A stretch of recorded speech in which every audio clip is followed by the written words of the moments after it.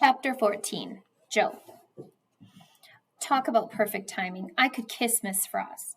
Well, not really, but I am happy to see her. I'll keep Joe for the rest of the day, she says. Fine by me. Miss Beam asks Miss Frost to bring Ravi along too. He seems kind of mad about it. I was mad too when I first started going to see Miss Frost. I didn't like the way kids looked at me when she came to get me out of class. Now I'm used to it.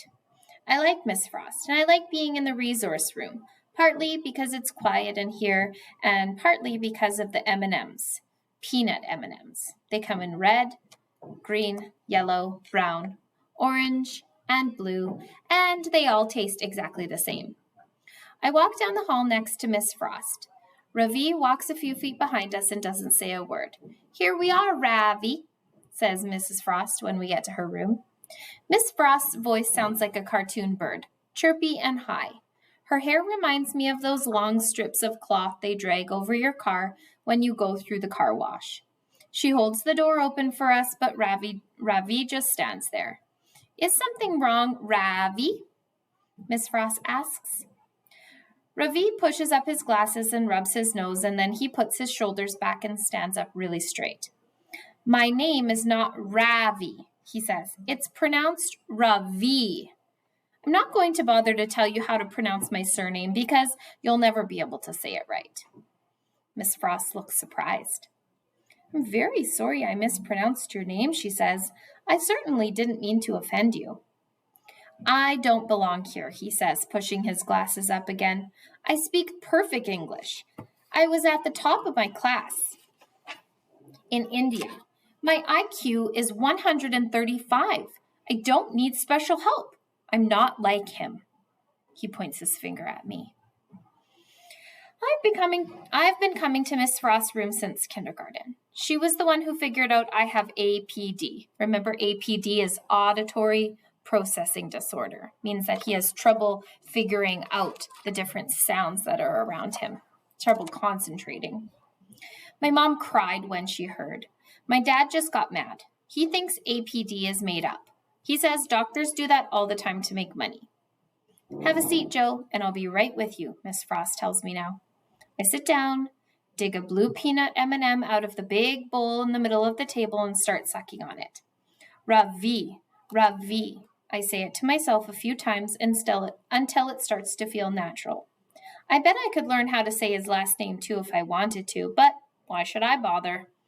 I have more important things to think about, like the fact that my dad called to say he's cutting his trip short and coming home early.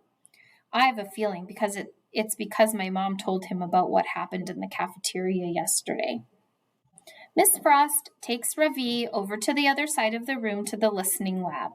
He sits down, puts on a pair of headphones, but his legs are jingling around under the table and I can tell he's still mad.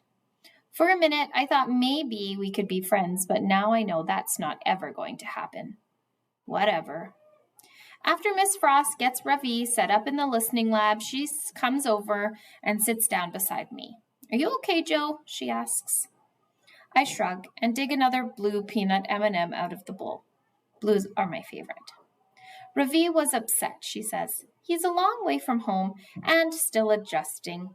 I'm sure he didn't mean to hurt your feelings. He didn't, I tell her. Everyone thinks I'm dumb. I'm used to it. Miss Frost looks sad.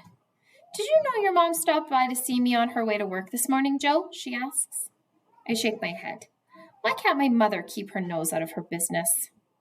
Can we talk about something else, please? I say. Like what? Asks Miss Frost. I try to think of something that has nothing to do with my mom or her new job. Did you know that if you suck on peanut M&Ms long enough and you're careful not to bite down, you can actually feel one of the layers dissolving in your mouth? Miss Frost smiles. Go on, she tells me. Most people probably think there are only 3 layers in a peanut M&M, but it's not true. There are 4. The first one is the hard-colored part on the outside. Next, there's a thin white layer. That's the part most people don't know about. Then comes the chocolate, and when that's gone, you've done it right. And if you've done it right, you end up with a nice smooth peanut sitting on the end of your tongue. Miss Frost is still smiling. That's a very interesting observation, Joe, she says. It's also a sequence. Sequences are something Miss Frost and I have worked on a lot together. She says if I can think about things in order, first, next, then, and finally, it will help my brain to stay organized. Pick your distractors, Miss Frost tells me. I get up and I go over to the shelf filled with things like kitchen timers, wind-up toys, and music boxes. I choose an old Mickey Mouse alarm clock and a battery-operated snow globe with a Santa Claus wearing a Hawaiian shirt inside. As I carry them back to the table, I catch a whiff of something spicy. It must be Ravi's lunch. Ready? Miss Frost asks me.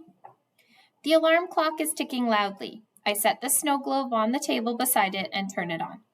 A blizzard of glittering white snowflakes swirls around the plastic Santa Claus. Ready, I say. She hands me a copy of Sports Illustrated. First, find a page with no pictures on it. Next, circle all the words that begin with the letter T, she tells me.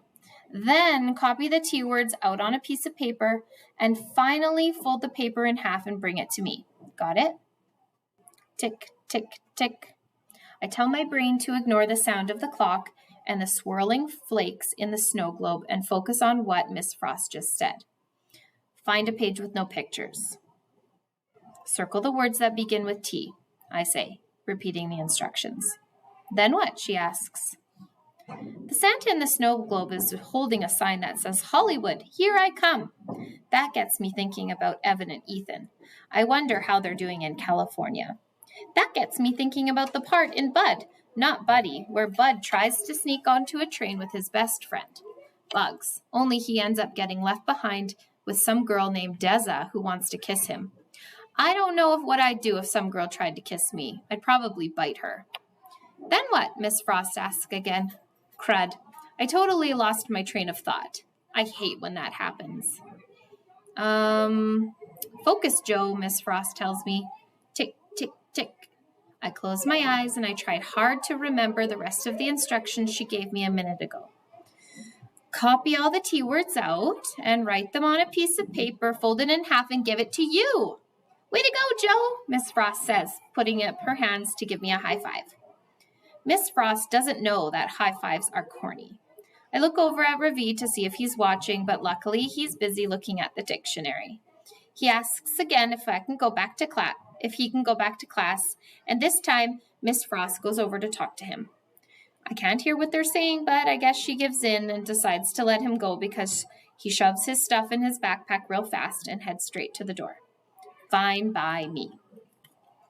Miss Frost offers Ravi an M&M from the candy bowl, and even though there are plenty of other colors, wouldn't you know it, he reaches in and takes a blue one. What really ticks me off is that it's a double. 2 M&Ms stuck together. Those are rare. He doesn't say goodbye. He doesn't eat the M&M either. He just puts it in his pocket and heads for the door. Something's different about him. He's not mad anymore. He just seems more sad. Not that I care how he feels. I'm glad he's leaving. Joe, said Miss Frost, I'll be back in a minute, and then we can get some lunch. As soon as she's gone, I put down my pencil and dump the whole bowl of M&Ms out on the table. I go through them one by one looking for doubles, but there aren't any more. Doubles are rare, especially blue ones. I'm kicking myself. How could I have missed that?